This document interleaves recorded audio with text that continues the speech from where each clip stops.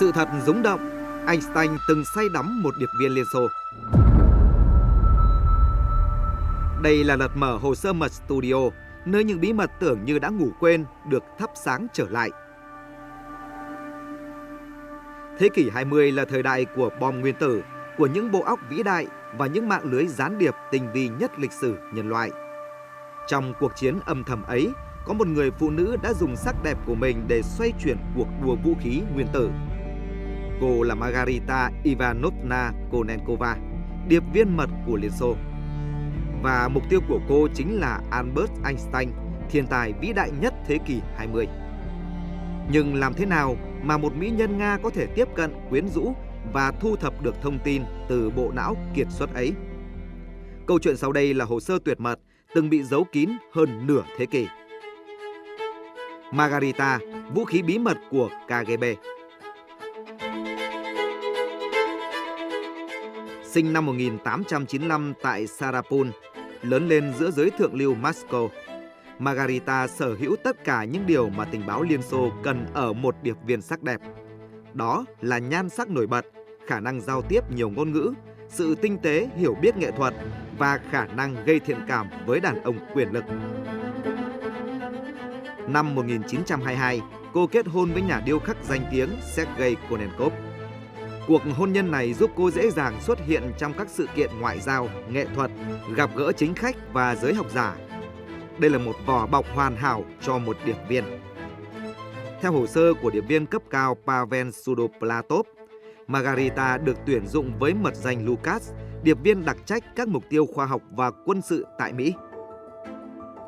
Mồi nhử được tung ra, tiếp cận Einstein. Năm 1935, thời điểm chiến tranh sắp nổ ra, một sự kiện tưởng như bình thường lại trở thành bước ngoặt lịch sử. Đại học Princeton mời Sergei Konenkov, chồng của Margarita, tạc tượng chân dung Albert Einstein. KGB ngay lập tức thấy được cơ hội. Từ Moscow, chỉ thị được gửi tới Margarita. Hãy tìm cách xâm nhập vào cuộc sống của Einstein. Hãy tìm ra những gì ông biết và hãy khiến ông tin cô. Khi Margarita xuất hiện tại xưởng điêu khắc của chồng, Einstein lập tức bị cuốn hút. Giữa ánh đèn vàng mờ, trong mùi gỗ và thạch cao, Margarita bước vào thế giới của ông với nụ cười khiến bất kỳ người đàn ông nào cũng mất cảnh giác. Cô không vồ vập, không gợi tình quá đà. Cô tiếp cận Einstein bằng mọi thứ mà ông không bao giờ ngờ tới. Đó là trí tuệ và sự thấu hiểu. Cô nói về vật lý như một người bạn tầm giao. Cô hỏi về triết học, về những giới hạn của nhân loại và về hòa bình.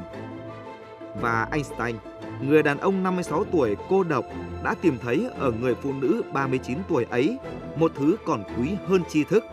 Đó là sự đồng điệu tâm hồn. Trong một bức thư, Einstein viết cho cô: "Em là ánh sáng dịu dàng giữa những ngày u tối nhất của tôi." Và Einstein đã yêu, và KGB cũng biết điều đó.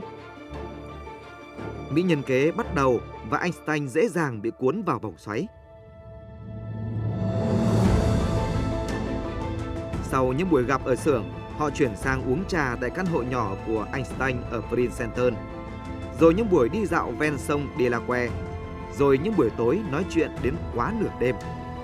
Margarita đã khiến Einstein quên mất rằng mình là một người quá nổi tiếng để được phép yếu lòng.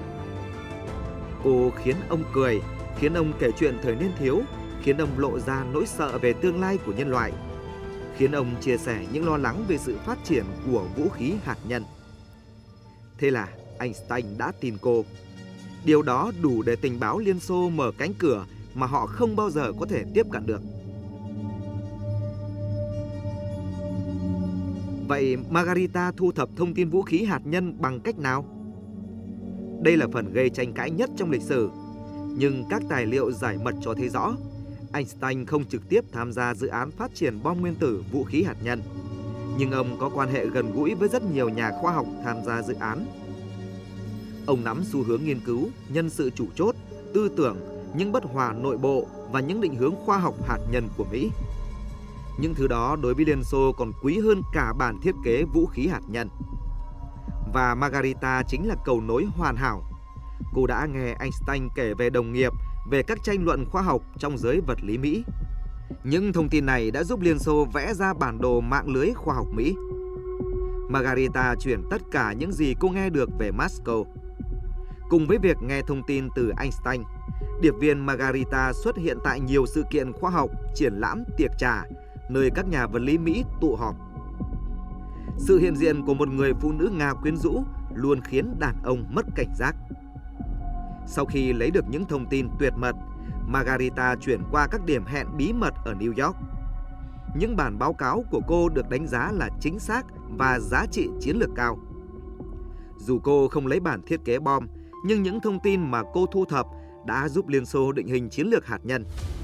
Chỉ vài năm sau, Liên Xô chế tạo thành công bom nguyên tử nhanh hơn nhiều so với dự đoán của Mỹ. Ngày chia tay không lời từ biệt.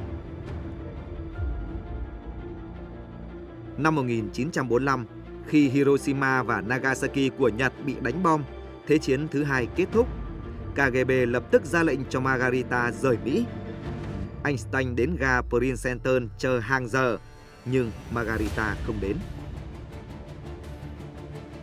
Cô biến mất khỏi cuộc đời ông, để lại trong trái tim ông một khoảng trống không bao giờ hàn gắn được.